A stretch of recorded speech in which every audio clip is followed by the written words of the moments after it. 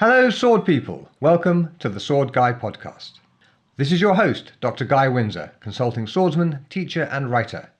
Join me for interviews with historical martial arts instructors and experts from a wide range of related disciplines as we discuss swords, history, training, and bringing the joy of historical martial arts into our modern lives. I hope you enjoy this greatest hit episode of the show. You can find all the episodes at swordschool.com/podcast, and there's a direct link in the description to this episode's show notes. On with the show. I'm here today with Neal Stephenson, the author, futurist, tech geek, and swordsman whose works include Cryptonomicron, Seveneves, The Diamond Age, Snow Crash, Fall or Dodge in Hell, and whose latest book, Termination Shock, goes into depth and detail about Sikh martial arts, among other things. His main claim to fame, though, is that he wrote the preface to my own Swordfighting for Writers, Game Designers and Martial Artists. So, without further ado, Neal, welcome to the show. It's good to be here, Guy. It's nice to see you again. It's been a little while since that brief hour on your balcony in Seattle while you were suffering from COVID. Thanks for taking a chance. And then you proceeded to get COVID the next week, right? But a week later, it definitely wasn't you. And we were like 5 meters apart outside with the wind blowing in the best direction. So, I'm pretty sure it wasn't you. It is a feature now of human social interaction that probably hasn't been the case for hundreds of years, that when you're talking to someone, you're very conscious of what direction the wind is blowing. Yeah, it's very weird. I've only recently started becoming conscious of wind direction through learning to fly planes, where it's super important. Yeah, it is. But yeah, it's a very strange thing. Like, you're in somebody's garden, somebody might have COVID, you want to stay upwind of them. So let's hope you had a shower today, because they'll definitely be smelling you, but not the other way around. So, whereabouts in the world are you? Seattle. Okay. Overlooking the beautiful waters and nice scenery. I live in a neighborhood of Seattle that faces toward the lake. So that's pretty non-specific because the lake is 25 miles long. Yeah. We're not trying to dox you. Don't worry. Yeah. It's like and there's houses on both sides of it all the way around. So, it's a city of hills, of glacial ridges that run north-south. Most places have got a view of something. I happen to have a view of some lake water. Yes, and it's very pretty. So, General Seattle, that is sufficiently precise. I have actually once, we were talking before about guests getting the chance to edit stuff. A couple of times people have been a bit too specific about where they lived, and they've asked me to cut it out. So, yeah. Yes, you're right to be cagey, because you don't want a bunch of nutters showing up at your door, unless they happen to be sword nutters, in which case it's probably all right. It has been known to happen. So how did you get into the whole sword thing? I was always interested in it from a young age. I took fencing lessons in college from, I'm going to forget his name, Ed, a man who I later found out was a very significant fencing instructor. He passed away a few years ago. And enjoyed that, and particularly enjoyed the teacher, but it wasn't quite what I had in mind when I thought of sword fighting. It was foil. Took a bit of saber. That was a little closer to what I had in mind. And then a few years later, I did some kendo here in Seattle. That was closer yet to my concept of sword fighting, but still it's a very kind of stylized, protocol-bound style. So years passed, and I found myself playing with foam swords with my son, who enjoyed bashing me about the knees. And I began playing with trying to build foam sword replicas that would stand up to serious abuse and that were of realistic weight. It was about then that I began working on the Baroque cycle books, and there's some sword fighting action in there. I should probably jump ahead here and say that if I could go back and rewrite those books, first thing I would do is probably make some changes to the description of the sword fighting, because I think it's all wrong. But At least I was trying to make a legit effort at learning something about historical styles. And the first one that I was interested in was rapier and dagger. So because that's an important style used by some of the characters in the first of those books. So I found a video that was really more geared toward theatrical sword fighting, but it was something. And started trying to play around with that with some friends of mine here in Seattle. So this would have been probably around 2000, 2001. And we would meet in shitty old warehouses in Seattle's industrial port districts and try to learn something about this. So that was the very beginning of it. And I can carry on from there if you would like, but I'm going to give you a chance to to jump. Yeah, it's curious that you were doing this stuff so early, because like the 90s was really the very beginning of it for most people. We can trace some people were doing some things before that, but it didn't really start to spread until like the mid 90s. Yeah, so, when was the Edinburgh Dawn duelist scene happening? That began. I mean, strictly the seed for that was when Paul MacDonald and I fought at 3:00 in the morning under Salisbury Crags it must have been November 1992. Okay. And then we were quite a bit earlier. Yeah. Yeah. So then we were bish-bash-boshing each other and basically trying to make sport fencing more realistic, or trying to do more realistic fencing than sport fencing. Because I'd actually met him at a sport fencing event and we were like both similarly dissatisfied with the artificialities of it. Yeah. And then we got some friends to sort of join in, and it was formally inaugurated as a club in June 1994. And then it developed and grew from there. It's still actually running today, so I'm quite pleased about that. That was my sense, is that that the 90s was when anything at all began to happen.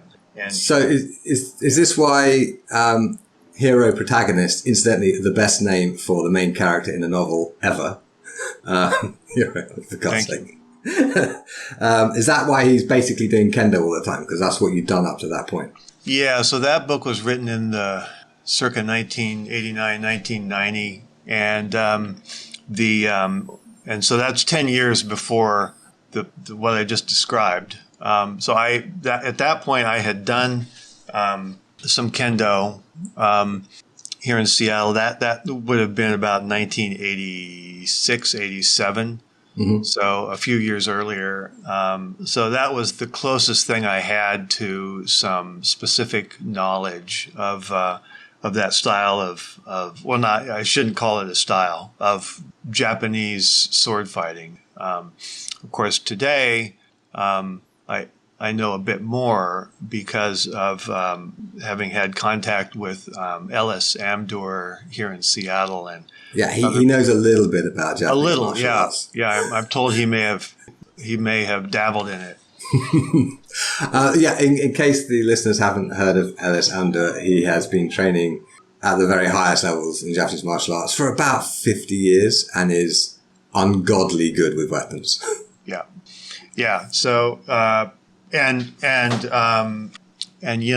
so we could now spend the rest of the podcast on this topic, but just say that I got a chance to watch Ellis teach at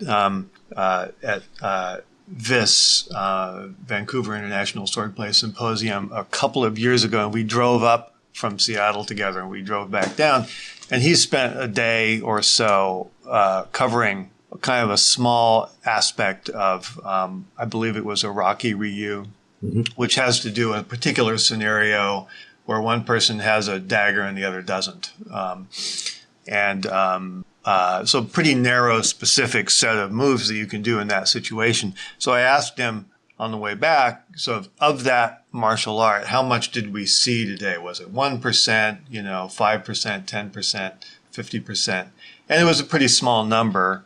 And then I asked him how many Japanese martial arts there were of equivalent scope, and he said there were a lot of them. So,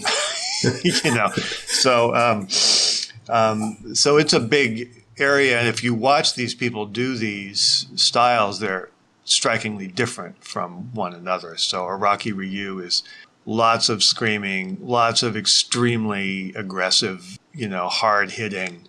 You're just trying to batter the other person down. And then there's other styles that have an entirely different look and flow to them.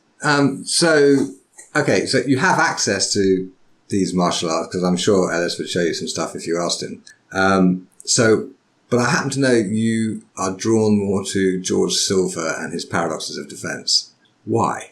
Well, it's you said it was okay to ramble, so this may take a few minutes, but going back to early aughts when we were practicing in warehouses with foam, I put a lot of effort into trying to make better foam simulators, made some headway, but it was probably around 05, 06 that we finally connected with Angus Trim and Tinker Pierce, two sword makers of note in the Seattle area, and kind of became aware that you could get steel simulators that were good, that were of historical weight and balance, and that could stand up to some abuse. So it was also around then, a little bit later, that I first went to WMAW, the Western Martial Arts Workshop in Wisconsin, that's run by the Chicago Swordplay Guild, and got exposed to the larger Western martial arts community for the first time. Yeah, I mean, that's where we first met. Right. I think it was 2007. Yeah, I believe that's right. I believe that's right. And the first year I showed up, at least half the people were using wooden or even plastic wasters. A lot of aluminium at that point as well, I think. Yeah, that's right. And then within a year or two, that was all gone, and everyone had steel. Hallelujah. So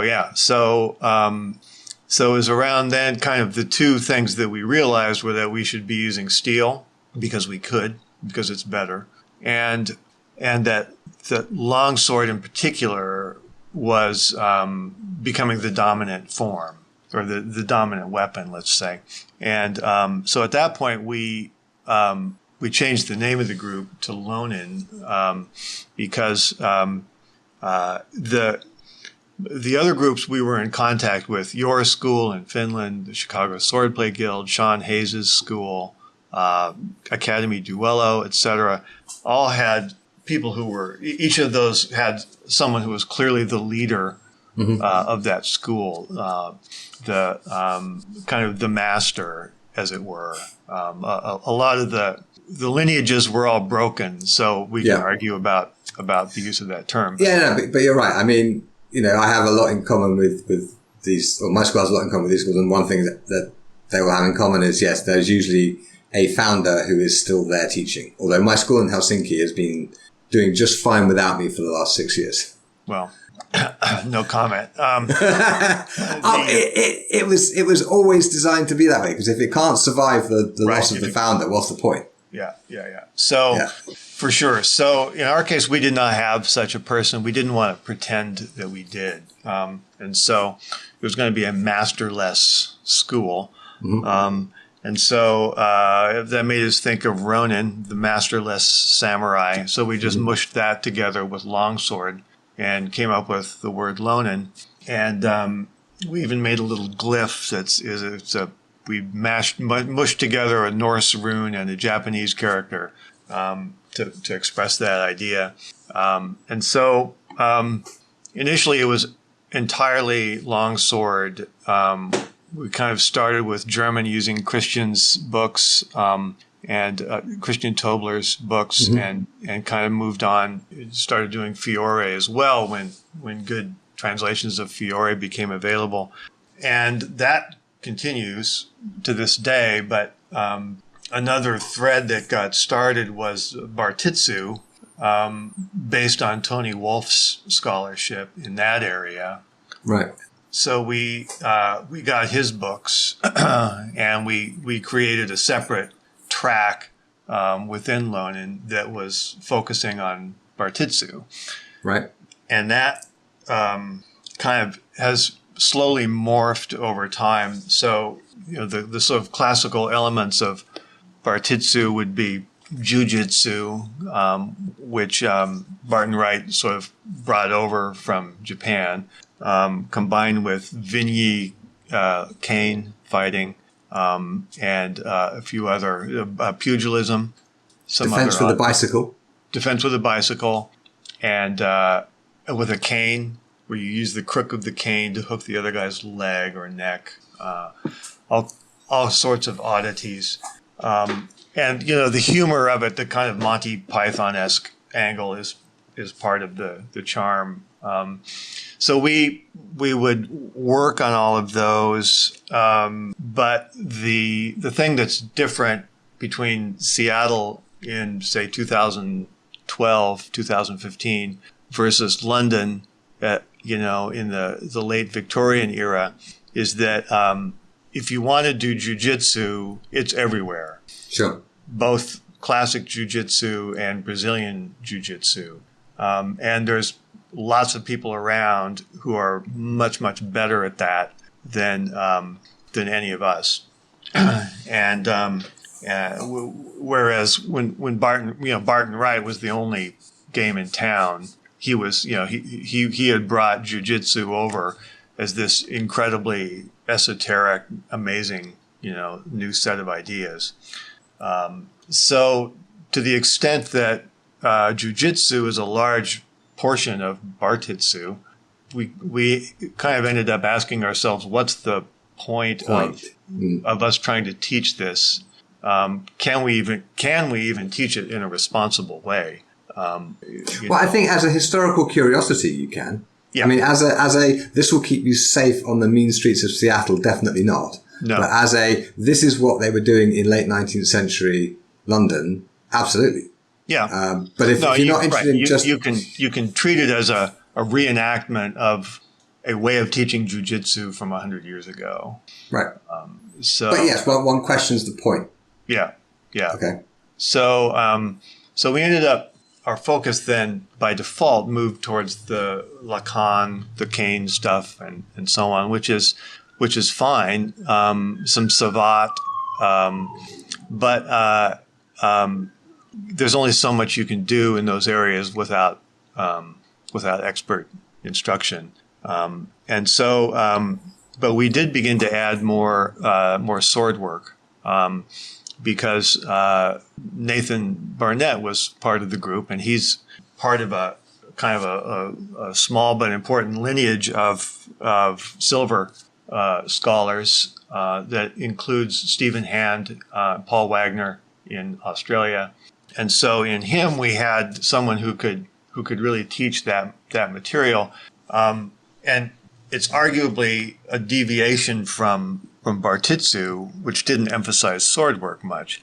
But Alfred Hutton, was actually the sword instructor at Barton Wright's school. Yeah, although Alfred Hutton wasn't teaching anything related to silver. Well, but Hutton wrote a book in 1899 about sword instruction, and it's got an appendix called Defense Against an Uncivilized Enemy. Mm-hmm.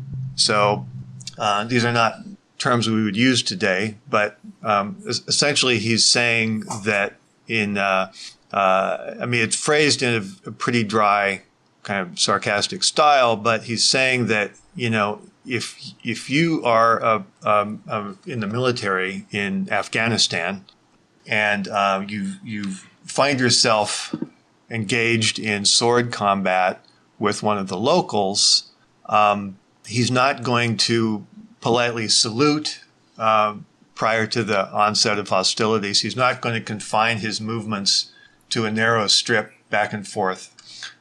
He may do shocking things like allowing one foot to pass in front of the other. Yeah. He may step sideways. Wow, that's a bit outlandish. Literally. Yeah, he might dodge out of the way. So we need to, and the style of sword fighting that we're being taught with foil is simply not not going to work against people like that. So how can we learn how to fight those guys and without being like them? Right. Basically, he doesn't. He's He doesn't want to go and learn Pashtun martial arts. Right. Well, It turns out, he says, that there was this guy 300 years ago who's as British as they come, who knew all about this, and he wrote it down in a book.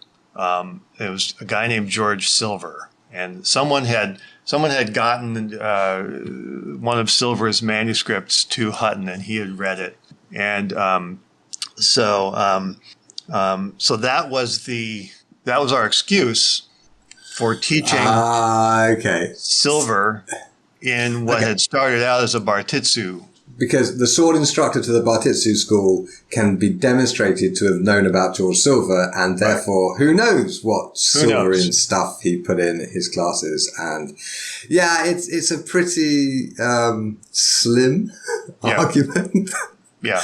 But I mean, who needs an excuse, really? I mean, Silver's fabulous. Yeah. So that was how we and there's a lot of other once you start getting into it, a lot of other background that supports this. Just there, as I see it, and others may disagree. There's kind of a long running split between kind of more dueling focused sword play that's all about the thrust and lighter weapons, and the kind of sword play that active military people felt that they needed. Sure. One 18th century source, I'm blanking on the name of it, I'll put it in the show notes, described small sword is the call of honor, but backsword is the call of duty. Yeah, which is exactly what Silver is saying. I mean, Silver's very clear that he despises the rapier because in his mind it's a duelist's weapon, and if you're engaging in duels in London, you're probably fighting another Englishman. And what's the point of that? You know, the reason we carry swords around and get good at swords is so we can fight people who are not Englishmen, like the French. Yeah, or as he puts it, in the service of the prince. Right. Exactly. So that's his phrase for essentially military combat, and so he's articulating a difference that many other people before and after him had been aware of, which is that if you're in a melee situation, multiple opponents, or defense against uncivilized enemies, whatever you want to call it, you may need a different skill set than you would need to engage in a formal one-on-one duel, where certain rules are being enforced. Right. Okay. And you have a preference then for more military style combat over the duel. Is that fair? I do. Yeah. I don't deprecate other. No, sure. We all have our preferences. Yeah.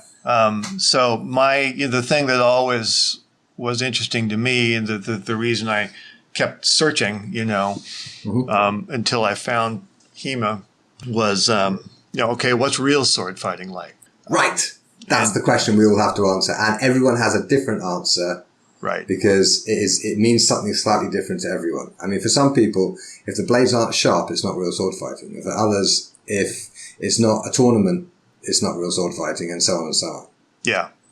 So that is the lineage that is clearly defined by Silver and carried through to McBane and many others is. So, do you see an actual lineage connection between McBane and Silver? Oh no, I don't mean I'm probably using the wrong word, but that kind of general thread of that attitude. Yeah. I mean, McBane's only training came from a sort of French smallsword and military training. Those are the two kind of that he talks about in his book, because I edited it recently with the intention of making another audiobook out of it. Oh, okay. So I did an audiobook for Silver, Yeah. It doesn't depend on pictures. So I thought this is a brilliant candidate for an audiobook. And I was going to do the same with McBane, and I ended up doing all the editing and then just deciding I didn't have the energy to raise the money to pay the narrator. Cause I was planning on getting somebody quite well known for the narration. Mm-hmm. So I thought it would be kind of cool to get someone like, James Cosmo, for example, for the narration. And so I was talking to various agents and whatever, and I thought, oh God, I'm going to have to raise... This is a lot of work, Yeah, it's a lot of work, it's a lot of money. And then when you've got the files, you're about halfway there to actually producing the finished work. And it's like, I love McBane. I love him dearly. Yeah. And in fact, I am quite happy to take credit for introducing McBane to the modern historical martial arts scene, because it was me that found him and got him copied and distributed in the reenactment scene in Scotland in the mid-90s. For those who don't know, he's a sort of gangster pimp. Yeah, that's a good way to put it. Sort of not a mercenary exactly, but... he fought as a kind of mercenary-ish ways, but he was also a gladiator, a prize fighter. Back when prize fights were fought with swords. Which is it's the only way to do it. I mean, if boxing was done with swords, I'd be interested. And his book is full of great stuff. Like, there are certain persons of low character who will have some dirt. They'll put dirt in their pocket. That's right. They'll reach in and throw it in your face to blind you. Whereas if a decent person would pick the dirt up off the ground. That's what. And also, make sure your opponent takes their hat off before you duel, because they may have a gun concealed in it and shoot you with it, which happened to him. According to of course, you wouldn't. Right. When somebody bothers to mention something like that in the book, it's probably based on experience. So he got set on fire. He got blown up by his own grenade. Yeah. He fell down a well or was thrown down a well. It's an amazing story. And now that we're chatting about it, I am perhaps thinking about getting the energy together to actually raise the money to get it recorded. Because it's a perfect audio. But imagine in a Highland Scots accent. Yeah. That narration. Telling those, And he basically his livelihood during his military career is derived from being a pimp. Right. So he's running a string of prostitutes the whole time with his wife. His wife one of several wives. Yeah. His wife keeps showing up to drag him out of a well or or take him to a bunch of monks to get him healed after he's been blown up. Yeah. Brilliant. Okay. So, yes. So anyway, just to kind of wrap up where we started, the Bartitsu part of the group, which is called BWAHA, the Barton Wright Alfred Hutton Association for Historically Accurate Hoplology and Antagonistics. I missed out, I have it in my notes, and I missed out one of the last HA. Historical Antagonistics. Brilliant. Yeah, so that kind of morphed over time just because at the end of the day, what everyone really wanted to do was sword fighting. And so the other stuff, the jiu-jitsu, we do still do some stick, but a lot of that just kind of fell by the wayside. It ended up essentially being a backsword group. We made our own equipment. We also got heavily into Indian club swinging as a workout. I should perhaps mention to the listeners who haven't had the pleasure of being in your house, when he says Indian clubs, the ones I saw last time I was there are the size of tree trunks. I mean, they are literally a foot across in girth. They are insane. So we definitely need to talk about Indian clubs and the Victorian calisthenics. So happy to. Yeah.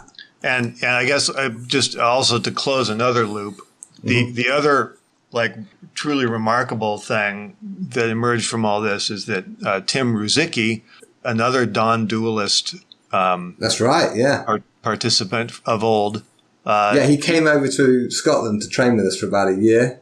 Must have been about 98, something like that. Lovely bloke. So Tim shows up on one night a week, typically to teach pugilism or whatever he feels like teaching. And I think it's an underappreciated fact of the group because, he runs Combat Con or co-runs Combat Con. And I've had the dubious pleasure of walking my face into Tim's extended left arm. Yeah. So, yeah, he's quite good at the whole punching people in the head thing. He is. Yeah. Yeah. My similar story was attempting to punch him and instead running my unprotected fist into his elbow. Ouch. Yeah. No, not good. But so that's kind of what that group evolved into over time. Okay, but you have a sort of a subgroup that does the Indian clubs. Is that part of the Bwahahaha, or is it? Yeah. Okay. Yeah, it used to be that we would we used to open each practice with swinging clubs, and then Andrew Somlio, a member of Lonin, who's a physician and who spends a lot of his considerable brain power thinking about training and the physiology of exercise, found some research to the effect that you should do the heavy strength training at the end, not at the beginning. Yeah. So we moved that part of it to the end of the of each practice, and then COVID happened, and in March of 2020, we sent a message out to everyone in the group saying we're going to suspend practices for 2 or 3 weeks until this blows over. Right. Yeah, 2 or 3 weeks should do it. Yeah, and month tops. And then we started doing Zoom calls, and you can't do. It's hard to do sword fighting over Zoom, but it's easy to do the Indian club swinging and other kind of body weight exercises. Yeah, and that became kind of a lifeline for us for the next 2 years. And we still, as things changed over time, we still have 3 Zoom sessions per week that are exclusively devoted just to Indian clubs and body weight exercises. Excellent. So what does your Indian club and bodyweight exercise training actually look like? Well, we kind of arbitrarily divide it into 4 weight classes. There's a very light, like 1 or 2 pound style that was popular. It was an Olympic sport in the early 20th century, and it's very twirly and complicated and sort of artistic. So it's like rhythmic gymnastics kind of thing. We only know about it because one of the original members of the juggling group, the Flying Karamazov brothers, is an expert in this. And his dad was a gymnastics teacher at UCLA. And so he learned all of this stuff when he was a kid. And so he taught us some of those moves, but we don't do it much. We have one member, Matthew Peterson, who's very proficient at it, but it's not a part of our regular routine. And then there's what we call medium clubs, which are 2 to 3 pounds, which you can move with the small muscles of the wrist. You can move these things around, big range of motion, not a lot of heavy exercise, I would say, but again, good for range of motion and some conditioning. Then we go to what we call heavy clubs, which, depending on who you are, can go anywhere from 5 to 20 pounds. Most of us are in the 10 to 15 pound range. And those are big movements where you're recruiting all of the major muscle groups in your body, basically, to move these things around. So you're doing some squats that recruit your lower back and your quads and so on. There's simpler movements that rely to a large extent on balance and timing, because these are heavy enough that if it goes off kilter, you can't catch it. You can't use main strength you can't just use your wrist to rescue get it. You've got to let gravity have its way. And so that's pretty heavy exertion. And then finally there's Gada, which is a a weight on the end of a stick that's about at least 3 feet long, 3.5 feet. And those can be anywhere from 10 pounds on up. I'm comfortable with the 25 pounder. Some people go much higher. But there, again, you're recruiting all of the muscles in your body to move this thing around. You're relying on timing and being able to use your core. It's a cliche, but you've got to activate your core to make this work. So we have a routine that we've all kind of got memorized, that we go through, and we use a timer. So each set of exercises runs for a specific amount of time, and the whole routine goes for 20, 30 minutes. Okay, so it's the same thing every time. Yeah. Well, we have a different one that we do on Sundays that is more. There's a particular kind of squat called a Baitak or a Baitak squat. Mm-hmm. It's a body weight exercise. There's the Indian style push-ups where you're kind of swooping down, and so and some other stuff. Okay, so this basically just keeps you fit. Is it what they were doing in anything connected to Bartitsu, or is this just separate? I'm sure they did Indian club swinging. It was popular in the late 19th century in Britain. Yeah. There was a craze for it, as I recall. Right. So, I mean, Tony Wolff could answer it definitively, but they must have done Indian clubs, because that was just how you worked out. Right then. And it is very effective. I've done some sessions with you in Seattle, and I've actually developed my own clubs for kind of simulating sword motions with in a confined space. It's just a really nice way to get the shoulders moving and the rest of the body. Well, it teaches you some good habits that are, I think, good for shoulder health. So sure. When you're sword fighting, you're almost always holding something out in front of you. And there's a natural tendency to want to get the weapon as close to the bad guy as possible while staying as far away from the bad guy as possible. So people tend to kind of do a reaching out that is not good for your shoulders. Sure. And you can't. So with Indian clubs, it teaches you can't do that. You've got to have your shoulders back and your chest out in a very Victorian, manly kind of attitude. Yeah. And so I think that if you do it right, it can help you develop good habits. Yeah, good mechanical habits for swinging swords around, for sure. Now, you go into Sikh martial arts in quite a lot of detail in Termination Shock. Have you actually trained them, or was that done from research? It was done from research, largely just because of COVID. Okay. Again, the stuff is pretty well documented. Sure. And so it is possible to do too much research. And hang on. Okay. Quite a few of the people who listen to this show are actually writers of fiction. Mm-hmm. So can we just highlight the fact that you just said it is possible to do too much research? Yeah. Because, hallelujah, that is so true. Yeah. Okay.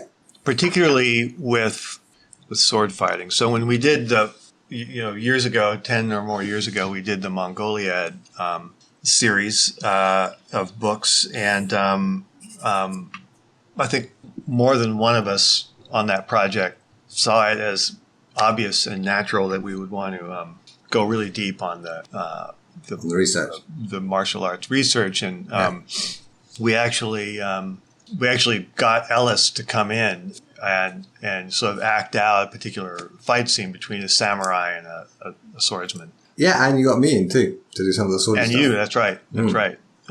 So that was a fun project. Yeah. Well, it turns out that that's all fine, but actually trying to write prose describing a sword fight is difficult. It's very easy to produce a lot of carefully researched verbiage that that simply doesn't do what you want it to do as a fiction writer. Sure. So, do you know anyone who does it well? Can you think of sword fights in fiction that you think are done well? Interesting question. I think Joe Abercrombie is he's got the right idea, which is that it's chaotic and it's not. There's not a lot of fancy techniques. It's random things happening and bloody and painful and frequently over very rapidly. So I don't know if he does a lot of detailed research about these things, but I think he takes a good approach to it. It's a good question. Have you read the Flashman books by George MacDonald Fraser? No.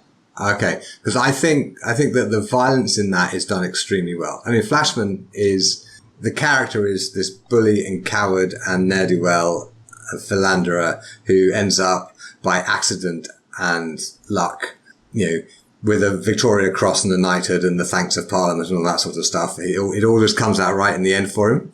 But he ends up forced to fight in lots of situations, and the way the fights are described, exhausting.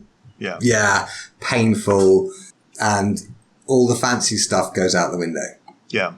I think one of the joys of that project was watching Joseph Brassey sort of sink his teeth into it, and he really sort of blossomed as a writer in that situation. Yeah. So and he's gone on to great things. Yeah. So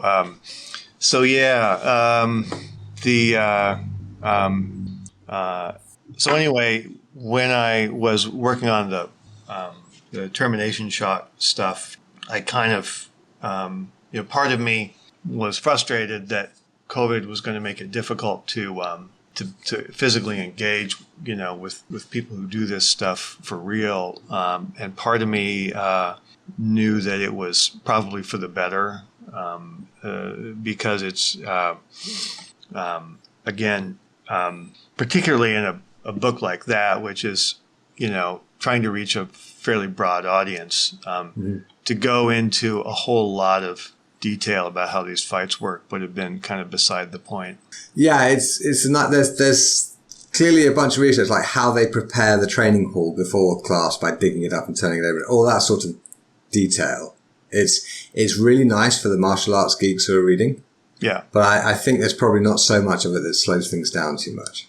Yeah. So, but that's something where anyone who reads it, whether they care about martial arts or not, can get a picture of what's going on. And, sure. And it relates to the development of the character. Whereas if you're writing a 10-page long description of each attack and parry, counterattack, shift of weight in a fight, that's the point when you're going to lose a lot of readers. Yeah, it would actually get really boring really quickly. And in fact, when people ask me about writing sword fights, because I don't know much about writing fiction, but I know quite a lot about sword fights, my sort of number one top tip is don't use any jargon, right? Don't call it a Madrid or Fendente or a Oberhau or whatever. Just sort of describe what's happening and why anyone should care. Rather than actually, don't write it for the martial artists in the audience. Write it for the people who understand, who can sort of get that sympathetic reaction to the violence that's happening, but they're not going to be judging it analytically, because if they do, then that's not how you read fiction, right? Yeah, it's also not how you sword fight. Yeah, true. Very good point. Now, on the subject of research, I have to ask, who is Charles C. Mann, and why should we care? He's a good friend of mine. Charles Mann is the author of books called 1491 and 1493, which are two of the most amazing historical books I've read. 1491 is about what the Americas looked like prior to the arrival of Europeans. 1493 is about the aftermath of the merging of the old and new worlds. And he's written quite a few other books. The Wizard and the Prophet, which is about kind of two competing strains of environmentalism. But for people who follow your podcast, 1491 and particularly 1493 are going to be probably the good places to start. And we ended up being among the co-authors of a graphic novel called Cimarronin, which was one of the spin-outs of the whole Mongoliad project. And it started when he goes by Cam. He called me because he had come across some information about the silver trade. So there used to be a circular silver trade that China needed silver because it was their currency. They weighed it out. They didn't mint coins. So it all was by weight, and silver tarnishes over time and it goes away. So they had an insatiable demand for silver, and Mexico, or Spain, had huge silver mines in Mexico. And so the Spaniards would refine silver in Mexico and take it in caravans down to Acapulco and load it on ships, and those would go to Manila, another Spanish base. And then in Manila, there was a connection to Chinese traders. So Chinese traders would come down from Xiamen and sort of southeastern China with silks and porcelain and any other trade goods they could carry, and trade them for silver in Manila. And then the Spaniards would load those on these huge ships, the biggest ships afloat, called the Manila Galleons, and sail those back to Acapulco. And so that trade went on for a long time. There's a great guy called Gemelli Carreri he's another McBane. He's okay, right up there with McBane, who sailed. He went around the world and crossed the Pacific on the Manila Galleon. The Spaniards ran into a problem, which was that up in the mountains of Mexico, there were these people called Maroons or Cimarronin, Cimarrones, who were a mixture of indigenous people and escaped African slaves. And so the slave trade, a lot of the people who got sent over from Africa as slaves were prisoners of war, who had been marched out from conflicts in the interior of Africa. And so a lot of these guys were sort of badasses, and if they survived the process of being sent across to the New World, they would end up typically on sugar plantations. And the first thing that would happen is that the overseer would hand them a machete. Okay. So you can kind of see the failure mode in this whole scheme. And as you know, Da'Mon Stith in Austin, Texas, has been studying the different styles of machete fighting that emerged in different we've had him on the show and discussed about it. I'll put a link to that episode in the show notes. Great. So a lot of these guys ended up putting their machetes to non-agricultural use and running up into the mountains, where they formed these communities with the indigenous people called Cimarrones. And so those people started attacking the silver caravans that were going from the mines in the mountains down to Acapulco. And so they were beginning to choke off a really important economic resource for the Spanish. The Spanish are like, where are we going to find some fighters who are capable of taking on these dudes? Fortunately, they had an answer, which was that hanging around Manila and other sort of port cities in Southeast Asia, there were a lot of Ronin who had been caught out.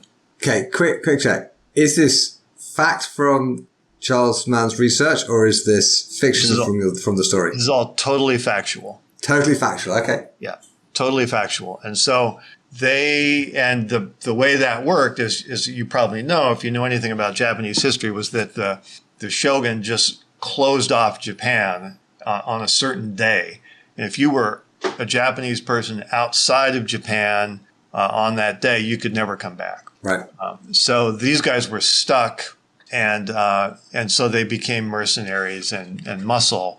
And so the Spaniards recruited them and sent them to Mexico to fight these Maroons, these Cimarrones, and protect the silver shipments. And so Charles Cam had encountered all of this doing his research, and he had written a sentence in the book, which was, "Thus did masterless samurai from Japan find themselves wielding their katanas in the mountains of the Sierra Madre, to protect the Spanish silver supply." Right. And then because it's him, Perfect. Yeah. because it's Cam, he said, "Oh, wait a second. What if they weren't katanas? I assume they're katanas, and it sounds great, but I don't know that." So he called me up and he asked me, "Neal, would they have used katanas or some other thing?" And I said, "Well, I don't know, but I know the guy who knows." And so we called Ellis and got his opinion on it, and then we all kind of had the same idea, which was we have to do a comic book. And so we got together with Mark Teppo, who was one of the other sort of co-founders of the whole Mongoliad thing, and we made the Cimarronin comic book together. Wow. Okay. And I mean, there are echoes of this in Cryptonomicron and the Baroque cycle. I remember in Cryptonomicron, there's mention in the cathedral in Manila has these stones in it that came over as ballast on these ships. Right. Yeah. They They would take the ballast stones out, because these ships were all, by the time they'd finished their first crossing, they were all ready to be scrapped. And so they would just pull the stones out and use them for building. I'll send you a picture. We choreographed a fight between Kitazume, the samurai in the story, and someone else. And I had to be the poor sap who was the loser of that fight. Right. And so I've got a picture of me up in the Lonin loft, lying sprawled out on my back, and Ellis has an 8-foot spear in my chest. He's sort of holding forth with his other hand. He's like explaining what he just did to me to some amused onlookers. Well, that's definitely one for the show notes. Brilliant. Yeah. Okay. We've mentioned the Baroque cycle a few times, and you famously wrote the whole thing out by hand. Yeah. So, I'm a bit of a fountain pen geek. So can I just ask, for the benefit of the fountain pen geeks out there, what kind of pen do you favor for that sort of thing? I'm just putting this on my to-do list. I wrote I use several pens. And so I have a few relatively broad nib pens, about 4 of them that I keep loaded with different colors of ink. And so I'll rotate through and use, so I can tell when I go back and look at the manuscript, okay, here's where I stopped one day and started the next day. And that also keeps the pens from drying up if they get used in rotation. And then I'll go back over. I have a couple of other pens with finer nibs that I use for editing, and so that's kind of that process. The main I'll go grab it. Kind of my favorite one is this, which is a Jorg Hisek sort of very modern arrow-styled pen with carbon fiber barrel, and you unscrew. And it's a fairly... That's a thing of beauty. Yeah, it's very nice. It was a gift some years ago. So it, to me, has got the best performance. It just feels good. It's a fairly broad nib. I've also got this Waterman, which is also a nice pen once it gets going, but it tends to stick, and I have to shake it a bit. Shake it down, yeah. And then this is Rotring, sort of a industrial style German pen. That's another one of my. And then this is one of my newer. Oh, pretty! It's a Diplomat Arrow. It's great. It's very heavy. It's just a massive pen. And it's got like heat treated steel, is it? That right. You get these kind of rainbow colors. Yeah, they flame treated it to get that iridescent look going. So there's that. And then when I'm editing, I use either I've got an old Waterman pen, and I've got this, which is it's a cheaper pen, but I keep it loaded with red ink so I can see where I've made edits. Right. Yeah. So yeah, that's kind of I've got another one that's broken. So. Okay. Yeah, you just made the pen geeks in the audience very happy. Thank you for that. So, sure. I know you've done quite a lot of co-writing. For example, with J. Frederick George, your uncle, and also with Nicole Gallen for Dodo. And how does that work with your handwriting process? Well, the most recent. So I started the handwriting thing in earnest with Baroque Cycle. Mm-hmm. So the stuff with my uncle was earlier, and it was just all on computers. Okay. The only serious co-writing I've done in the fountain pen era has been with Nicole Galland on Dodo. And there, again, I may have done some composition with fountain pen, but it was I always type it in anyway. Sure. So I'll do a couple of editing passes with pen, and then when it's maybe a week after it's originally committed to paper is about the time I get around to typing it in. Okay, so you kind of type it in as you go. You don't write the entire thing and then type out the whole thing. There's just no need to. Sure. I mean, it's good to sort of keep up with it. So if I've got a few minutes of spare time, I can type in some stuff and do some editing as I go. But so in the case of Nikki, she's just an absolute pro. And I knew that from working on her with the Mongoliad that she would just be kind of a flawless collaborator. And so we traded off sort of big chunks at a time. So she would send me some stuff over to you, and maybe a month or two later, I would get back to her with what I had written. So had you planned the whole thing out first and then divided up who does what bit, or did you sort of take half and half, or how there were bits that I think it was understood I would do anything with kind of fake science in it. Okay. Was my bailiwick, and then there were extended historical sections that is kind of her. It's kind of what Nikki does. And another one thing that made the collaboration easier was that it's an epistolary novel, so everything's in the form of debriefing reports in a bureaucratic system or emails or what have you. Sure. So it's naturally split up into pieces with different voices. Into chunks. Yeah. Okay. So did you plan it all and then work within the plan, or did you sort of make it up as you went along? It was a lot of talking on the phone, I would say, and arriving at a shared idea as to what was going to happen next. So we had, in our heads, we both had an understanding of what was going to happen in what order. But I think both of us are comfortable with not over planning or over specking these things. Sure. There's simply no need. The plot of a book isn't that complicated, and so any reasonably intelligent person should be able to carry it around in their head while they're working on it. Okay, because I'm laughing because William Golding famously planned his novels, as he says, down to the last flicker of an eyelash. Wow. And other people, they start with a blank page and an idea as to what the story is going to be like, and they just go from there. So you seem to be much closer to the discovery writing process than you are to the planning process.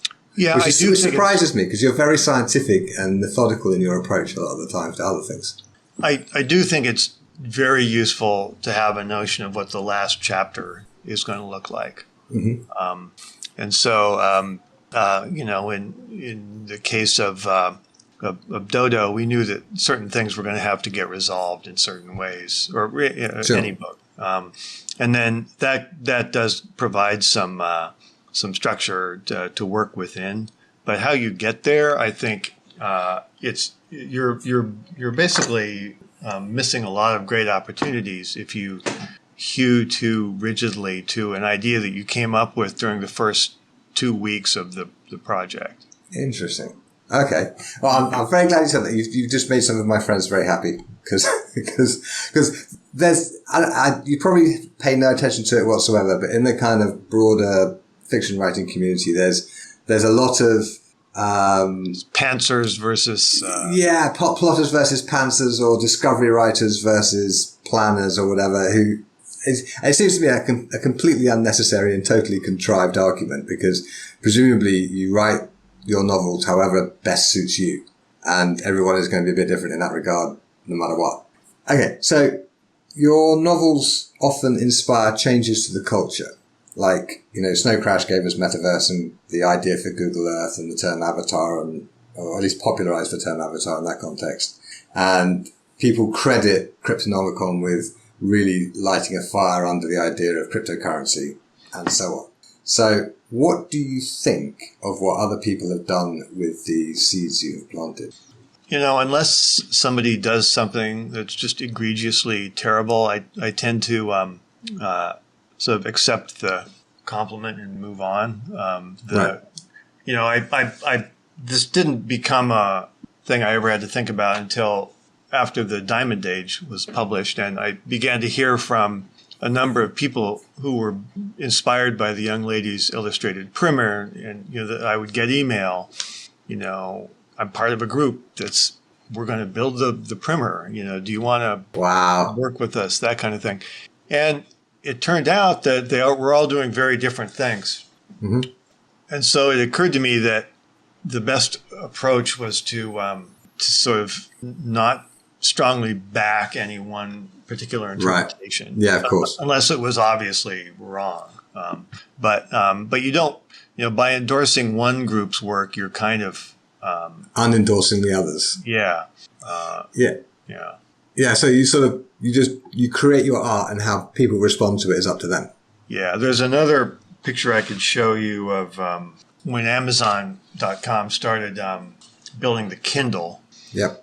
The codename for the project was Fiona, who was a character in the Diamond Age. That is so cool. And then they about the same time, they started constructing their campus. They started putting up these buildings in a particular neighborhood of Seattle. And the buildings were named after important words or concepts, in the history of the company. And so the building where they housed a lot of the Kindle related stuff is just called Fiona. So I can send you a picture of me standing in front of that building. It's these giant letters, 10 feet tall. Oh, please do. Yeah. So, that's an example of it's just best to let people do what they're going to do, and not try to back any particular horse. Sure. Although it must be work like that led to you getting hired for Blue Origin. That was sort of one of these weird things where I had just known Jeff Bezos for a few years at that point, and how come? We had met at a dinner party and started talking about rockets. And okay. It's kind of like swords. Everyone's sort of interested in them, but you can tell if you start talking to a random person you just met about swords, within a very short period of time, you can tell whether they're an ignoramus or who just thinks swords are cool, or someone who actually knows something about swords. There's certain or an ignoramus who thinks they know something about swords, which I run into quite a bit. Right. That's the trickier situation. It's the same with rocket stuff. So sure, we knew that about each other, and we had gone to see the Rocket Boys or October Skies. There's a book and a movie. I can never remember which is which. The movie is called October Sky, and the book was called The Rocket Boys. But we had gone to see it in 1999 because we knew our wives would be bored to death by it. And then we went and had coffee, and he said he'd always wanted to start a rocket company. And I said, well, why don't you start it today? And he did. I don't think that's not me exerting a lot of influence. It was like no, that's just the final straw. Yeah. I mean, he had wanted to do it explicitly since he was 5 years old. Right. So I think if I contributed anything, it was just the notion that even if he didn't have time to really do a rocket company in a serious way, because at the time he was still building Amazon, and there were still a lot of questions in people's minds as to whether it would survive at all. This is like 2000, right? Yeah, 1999. Right. But why not have just a few people quietly kind of doing some, laying groundwork and thinking about possible approaches. So that was the first. That was an entity called Blue Operations LLC, which had 5, 6, 8 employees for a number of years. And what problem were they trying to solve?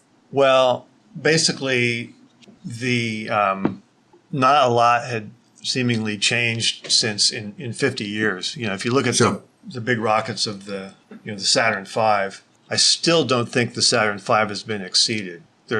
It will be soon, but it's still people doing the same stuff. And so had there been any changes in technology in the intervening 50 years that would open the door to some new way of launching stuff into space. All right, so they were basically trying to solve the problem that it's very, very expensive to get stuff off the planet. Yeah. Okay. And are chemical rockets really the best we can do, or might there be other technologies that are now worth pursuing? Looking into, yeah. And the first thing that happens when you start to study that in a systematic way is you learn that there are no new ideas, and that nerds have been obsessing over this for 100 years.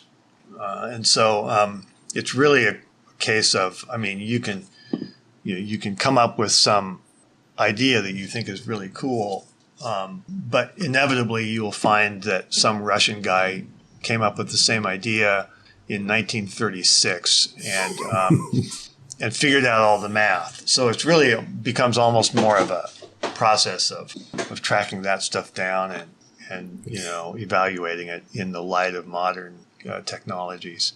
So what was your sort of involvement with the company? What were you doing for them? I went and I acquired a machine shop, participated in finding the first building, moved the machines into it. A lot of kind of really nuts and bolts stuff just to get some kind of work environment built where we could make things and work on things.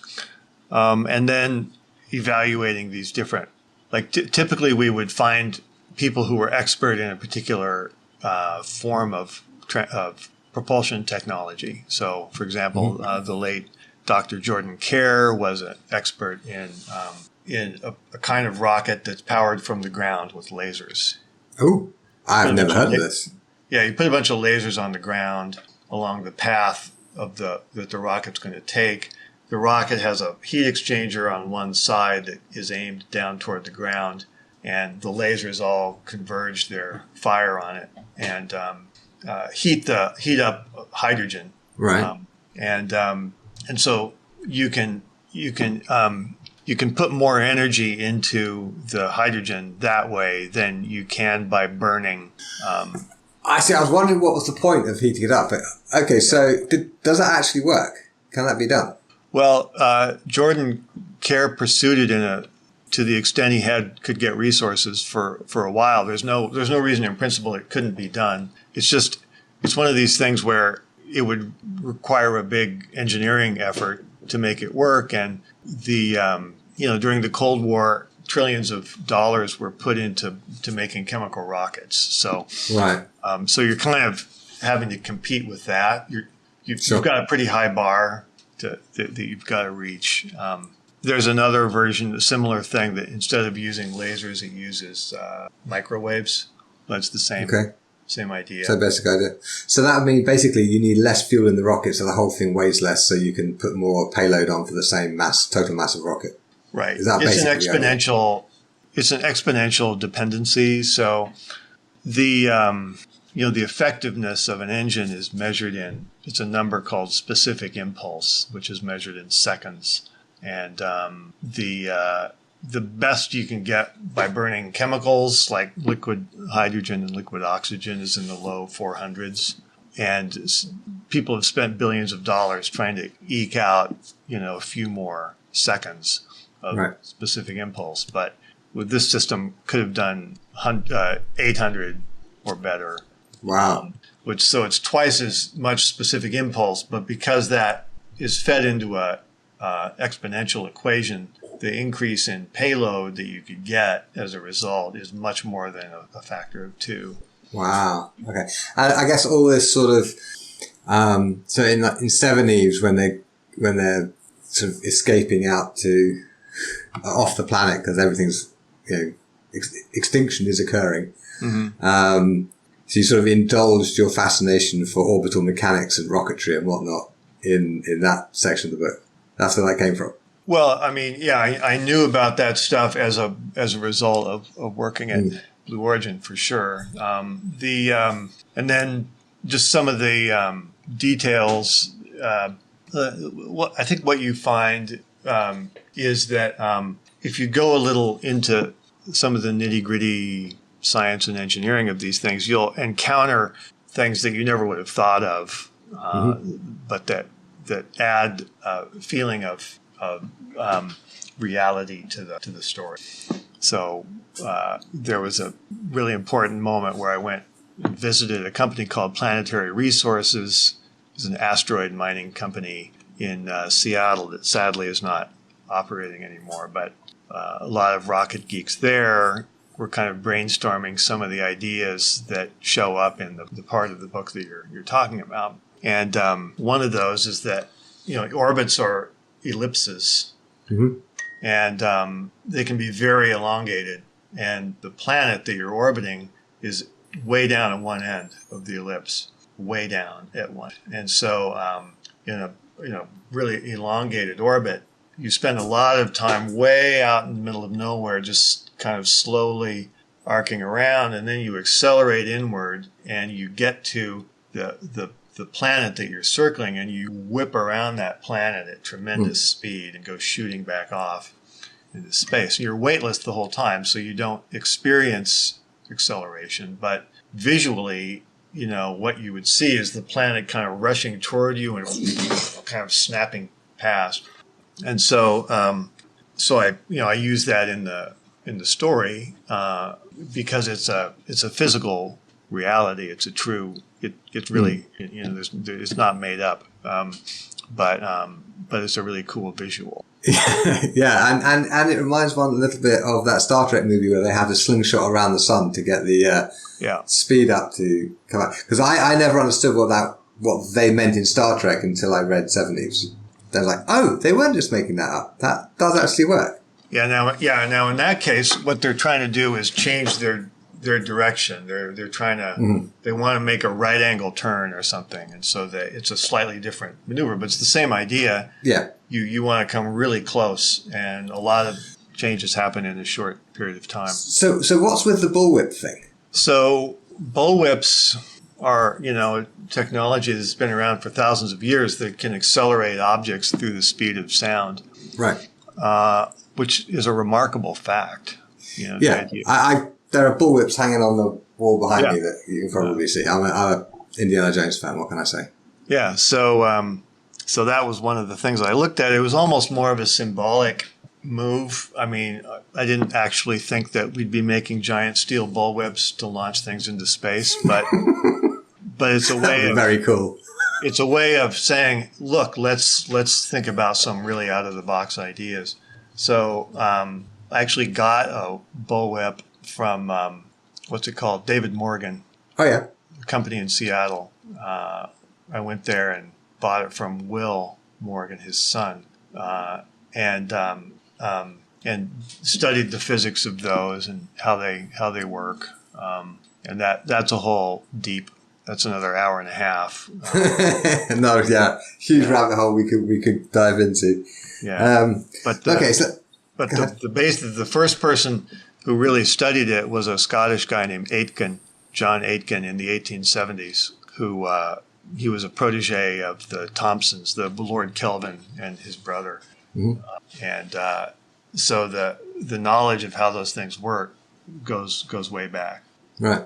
Yeah, and you worked for Blue Origin for a while, and then you worked for Magic Leap for a bit doing narrative stuff with them, I think. But now you're working with a company called Lamina One. Mm-hmm. And I've had a look at the website and I've read it because I do my research before I do these interviews. And honestly, I have no clue what Lamina One is about. Yeah. Yeah. So this crypto stuff is pretty abstract, and I'm reasonably proficient at science and math, but it's still hard for me to follow as well. The thing about crypto is that if you get one thing wrong, you're just fucked. And so you have to really know what you're doing. It's not a good dilettante activity. Is this the investing or the building of crypto? The actual building of it. The building. Yeah. Yeah. There's an idea called a layer 1 blockchain, which just means a new chain, one that you start. There's Bitcoin was the first layer 1, Ethereum, Avalanche, others you may have heard of. There's thousands of them, but only a few that have really become significant. When you do a layer 1, you can build additional layers of functionality on top of a layer 1, and many people do, but you're always sort of working with the built-in constraints and the engineering decisions that were made when the layer 1 was created, mm-hmm. and you can't change that. So if you do a layer 1, you can engineer it and tweak it if you know what you're doing, so that it's optimal for a particular set of goals. And the particular goal that we're interested in is trying to support an open metaverse where people could kind of use the infrastructure that we're going to build to create their own places and objects in the metaverse, and hopefully do so profitably. So I'm working with Peter Vesenis, who's an early Bitcoin guy, and he's got fully legit math and crypto chops of his own, and knows a lot of people in the space. And so the purpose of Lamina One is to build this new chain that we hope will be a useful tool for people who want to do metaverse building. So I'm trying to think of the best way to put it in really properly non-mathematical layman crypto terms. So basically, you're trying to build a toolkit for people to create their own versions of metaverses that they can do for socializing or creating games or mm-hmm. sword fighting even, or anything else. Yeah. So when you look at so the first layer 1 was Bitcoin, which is money. That's all. That's pretty much all it does. Yeah. It's built in such a way that it consumes a lot of energy. Mm-hmm. Another well-known one that came on later is Ethereum, mm-hmm. which it's a currency like Bitcoin, but it adds new functionality in the form of smart contracts. Right. So it's not just money, but it's actually a system for channeling payments, mm-hmm. sort of automated way.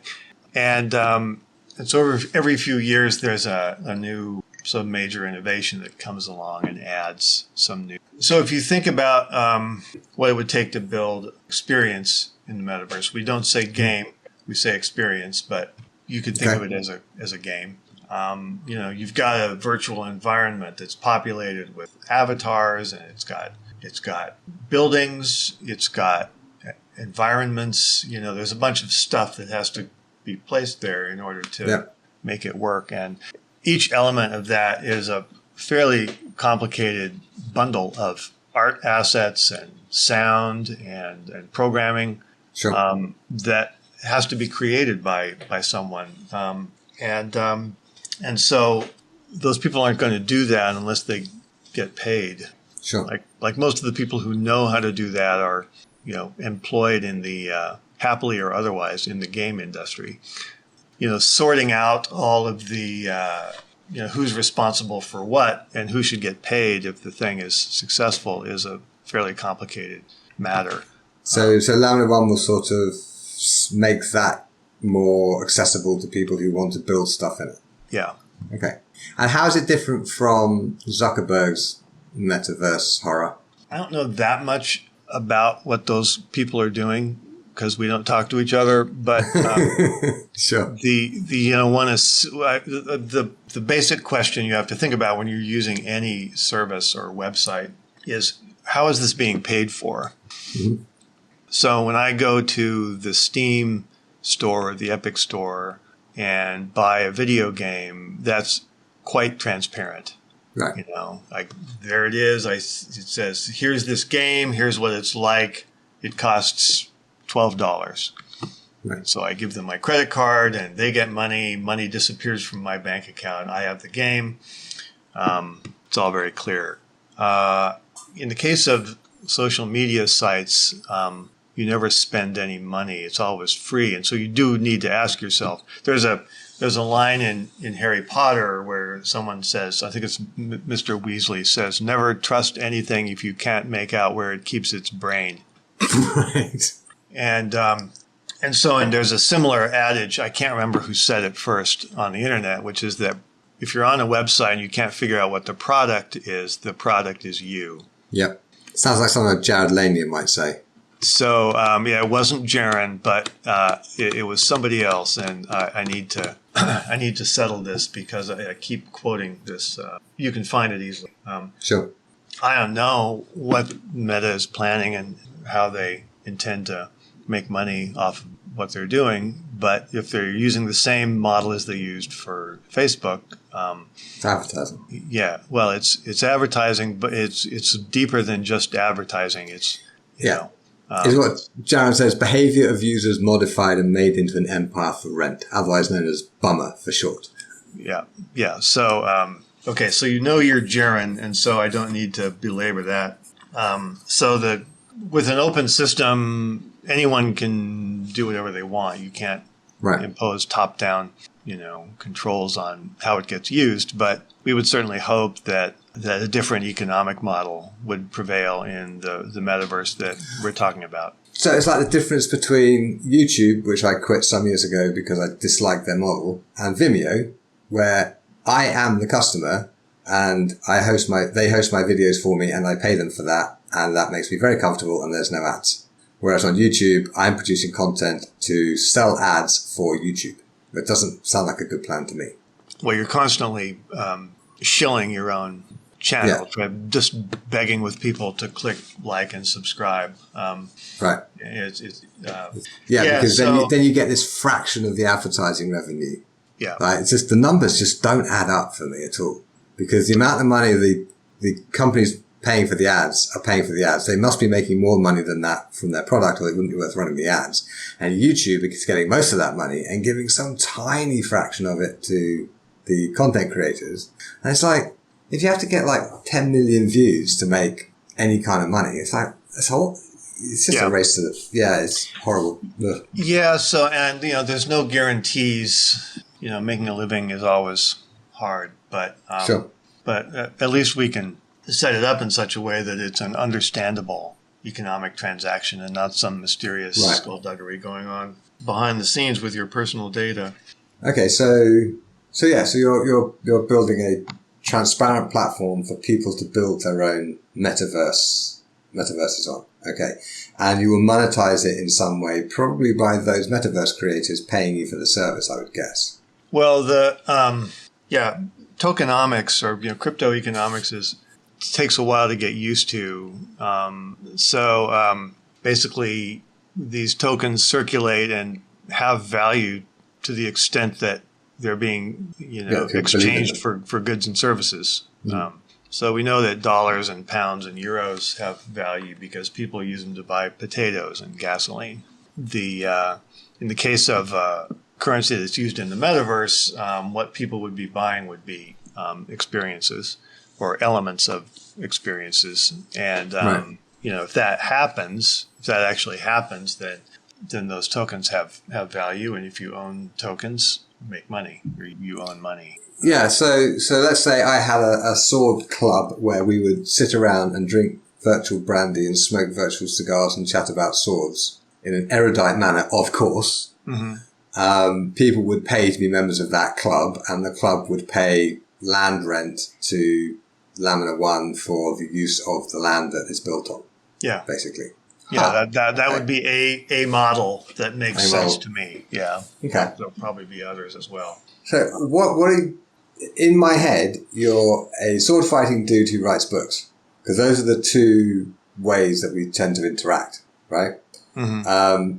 So what are you bringing to Lamina One, if that's not a rude question? Even if it is a rude question, I shall ask it anyway. No, it's okay. So roles in companies tend to be fairly well understood. They have to be. Mm-hmm. So I'm the chairman. The role of a chairman is typically to sort of maintain overall strategic direction. Typically a chairman. Right. So you're sort of on the managing board, kind of. Typically a chairman. The board might meet with the CEO and senior staff, a few times a year and check in, see how things are doing. Are we on the right track? Are we emphasizing the right things? And but leave day-to-day operation to them. Sure. And that's a reasonably good fit with my capabilities. I've learned, through various interactions with the corporate world that I'm not particularly good at day-to-day management of things just because I get bored and I'm just not good at it. I'm not terrible at it, but I'm not as good as what we need. Sure. So there's that, and then but I'm also going to be doing some work on the creative side, trying to actually build some specific experiences that hopefully will show, what this could look like, why it's interesting, tell some interesting stories. And that also feels like a reasonably good fit with things I know about. And so you're bringing Snow Crash to life, basically. That gets us into incredibly complicated questions about the IP. I was being cheeky, don't worry. Yeah. But it's like, because that was one of the cool things about Snow Crash. Although actually the Cimarronin stuff, I went more for the Cimarronin stuff than I did for the computery stuff, as you might imagine. Well, you'll be glad to know that there's some new. We're coming out with a new edition in November. It's got some material added, some flashback material concerning the Sumerian stuff. Oh, fantastic! Oh, gosh, we'll certainly pick up a copy. Yeah. So basically, people will be able to build the Black Sun and have sword fights in it. Hope so. Fantastic. Okay. All right. So you do lots of different things. One of those things I don't think is actually listened to this podcast. Shame on you. But everyone else will know what's coming next. Everyone who does listen regularly, because I tend to ask a couple of standard questions at the end. Okay. The first of which is, what is the best idea you have not acted on? Not acted on at all? Or not acted on yet? I mean, how you interpret the question is kind of up to you. Like, what project or idea or thing in the back of your head is like, I really ought to do that one day? I've always wanted to pursue the whip stuff, the standing chain loops more, and I've actually I've put some work into it, so I have acted on it. I just keep getting sidetracked. By standing chain, are we talking like high-level physics or bullwhip cracking? Bullwhip cracking. Oh, fantastic. Oh, right. Okay. Yeah, so you can build a loop of rope or chain Yeah. that just stands up by itself because of the physics. It's the same physics that powers a bullwhip. Huh.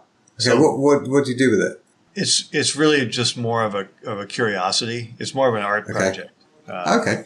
So I've got some ideas about carbon, but I'm also trying to act on those. So Sure.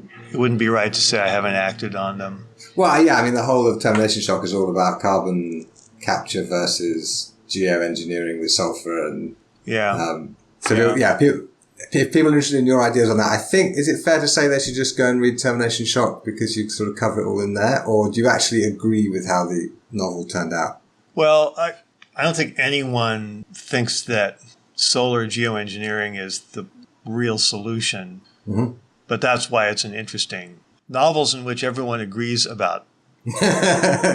Tend not to be interesting novels, but novels in which people are arguing and fighting about things, that's a different thing. So what we really need to do is extract unbelievable amounts of carbon from the atmosphere.